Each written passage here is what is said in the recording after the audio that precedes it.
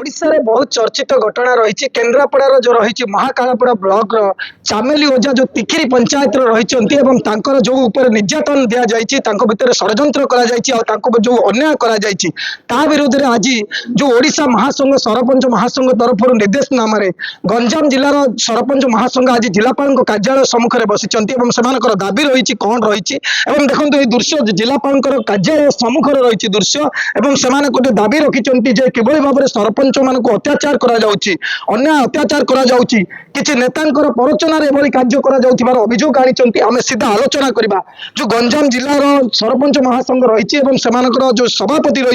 आलोचना करवा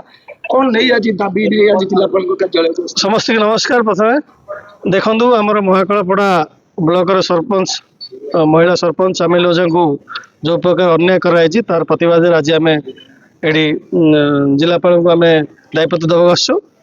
आम चाहूँ से जड़े महिला सरपंच आम आईन रु उद्धर नौ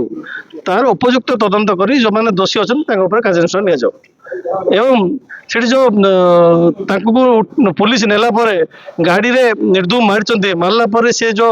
अवस्था थे मेडिकल नेला स्वास्थ्य भल ना भी कुकुर बिले भाया जो बोई बोई नेले ताइरे जो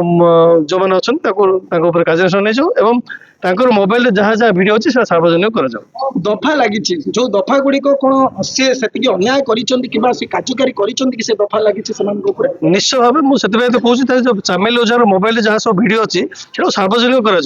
सार्वजनिक जी तार दोषी कार्यानुष्ठान जाओ मिछ मकरदमा लगे गोटे सरपंच से विभिन्न समय लोक समस्या नहीं ब्लॉक को जाए वीडियो सहित आलोचना करे जो तार आक्रोशन शिकार हुए ताल सरपंच मैंने कौन करूँ ब्लॉक ऑफिस जीवन लोक समस्या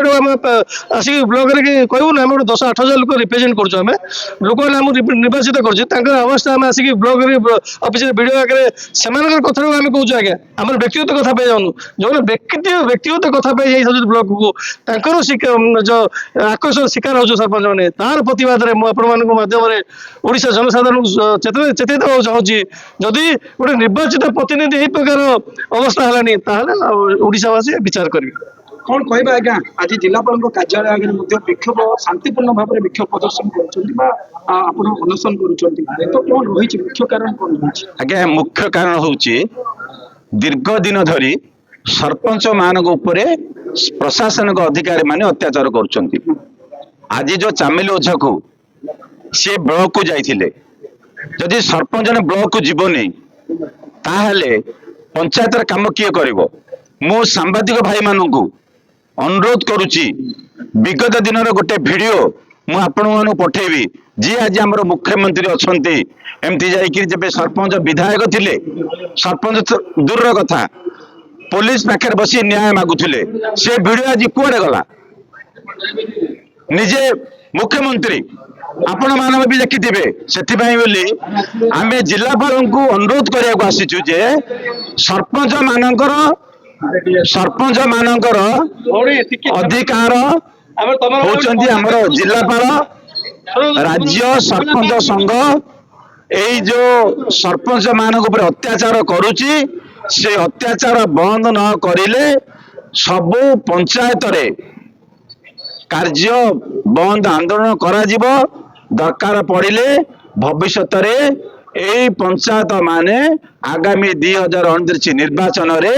विधायक भी हेबा पाई पछघुंचा देबे नाही। आपण जने महिला सरपंच रहिछन तो आपण केते सुरक्षित मन करछन सुरक्षित मन करनु बोली तो आज जिलापाल को जणाया पे आसचु जेमिति हमर एबे केन्द्रापड़ा जिल्लार महाकालपड़ार जो चामेली ओझा प्रति जो प्रकार अन्याय हेछि जदि महिला प्रतिनिधि जदि सुरक्षा नाहंती तांको सुरक्षा प्रदान करिया दायित्व कार से दायित्व को चेतेबा पाई बोली आज आमे जिलापाल को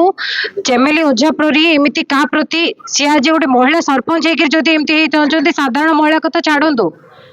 आपण आजिकल जदि फेसबुक व्हाट्सएप खोलिबे जो प्रकार महिला प्रति निर्यातना एडा सब चली आपण तो निजे देखि पारथबे से सब आक्रोश जदि आमे फेस करिवो जदि गोटे गाँव प्रतिनिधि हेई अन्य मानक को माने आमे सुरक्षा कोन दबो सुरक्षा पय आपण जतबे से आईआईसी ऊपर भरोसा करिथिले आईआईसी तांको ऊपर मकदमा रुजु करे मु किछि कहबा पय चाहूनी कारण समस्तंकर मोबाइल अछि निजे निजे वीडियो तो देखि पारचंती आपण निजे फर्स्ट जदि आपणकर मां भौणी के हेई तांता आपण निजे फर्स्ट भाबंदु ଆପଣ କଣ କରିପାରିଥାନ୍ତେ ସାଧାରଣ ଜନତା। ସେଥିପାଇଁ ଆଜି ଆମେ ଗଞ୍ଜାମ ଜିଲ୍ଲାପାଳଙ୍କୁ ମହିଳା ଯଦି ସୁରକ୍ଷିତ ନାହାନ୍ତି ସୁରକ୍ଷା ପ୍ରଦାନ କରିବା ଦାୟିତ୍ୱ କାହାର ଆମକୁ କହିଲେ ଆମେ ଏଇଠୁ ପଳେଇବୁ। ନିଶ୍ଚୟ ଭାବରେ ସେମାନଙ୍କର କହିବା କଥା ହେଉଛି ସେମାନଙ୍କର ଅଭିଯୋଗ ନେଇ ଆସିଛନ୍ତି ଏବଂ ଯୋଉ ଗଞ୍ଜାମ ଜିଲ୍ଲା ମହାସଂଘ ଆସିଛନ୍ତି ସରପଞ୍ଚ ମହାସଂଘ ଆସିଛନ୍ତି ଏବଂ ସେମାନଙ୍କର ନିବେଦନ ରହିଛି ଜିଲ୍ଲାପାଳଙ୍କ ଜରିଆରେ ଗୋଟିଏ ଦାବିପତ୍ର ରାଜ୍ୟପାଳଙ୍କ ମହୋଦୟ ପ୍ରଦାନ କରାଯାଉଛି। ତେଣୁକରି ସେମାନେ ଆଜି ଗଞ୍ଜାମ ଜିଲ୍ଲାପାଳଙ୍କ କାର୍ଯ୍ୟାଳୟକୁ ଆସିଛନ୍ତି ଏବଂ ଜିଲ୍ଲାପାଳ ଅନୁପସ୍ଥିତ ଥିବାରୁ ତାଙ୍କର କାର୍ଯ୍ୟାଳୟ ଆଗରେ ବସିଛନ୍ତି ଏବଂ ସେମାନଙ୍କ କହିବା କଥା ହେଉଛି ଆମ ଦାବିପତ୍ରକୁ ଆପଣ ଗ୍ରହଣ କରନ୍ତୁ। ଆମେ ଆଜି ଶାନ୍ତିପୂର୍ଣ୍ଣ ଭାବରେ ଆସିଛୁ ଜଣେ ମହିଳା ସରପଞ୍ଚଙ୍କୁ ଅତ୍ୟାଚାର କରାଯାଇଥିବାର ତାହାର ପ୍ରତିବାଦ ଆମେ ଆଜି ଆସିଛୁ। ଯଥାଶୀଘ୍ର ଯୋଉ ସରପଞ୍ଚଙ୍କର ଅଧିକାର ରହିଛି ଏବଂ ଯୋଉ ନୀତି ନିୟମ ରହିଛି ତାହାକୁ ଆପଣ ଗ୍ରହଣ କରନ୍ତୁ ଏବଂ ଯଦି ସେହି ଅନୁସାରେ ଯୋଉ ଚାମେଲି ଓଝାକୁ ନ୍ୟାୟ ପ୍ରଦାନ କରାଯାଉ ଏବଂ ଯୋଉ ବିଡିଓ ରହିଛନ୍ତି ଏବଂ ଆଇଆଇସି ମହାକାଳପଡ଼ାର ରହିଛନ୍ତି ତାଙ୍କ ବିରୁଦ୍ଧରେ ଦୃଢ଼ କାର୍ଯ୍ୟାନୁଷ୍ଠାନ ପାଇଁ ସେମାନଙ୍କର ଦାବି କରିଛନ୍ତି। ଛତ୍ରପୁର ସୁଧୀର କୁମାରଙ୍କ ରିପୋର୍ଟ MBC ନ୍ୟୁଜ୍।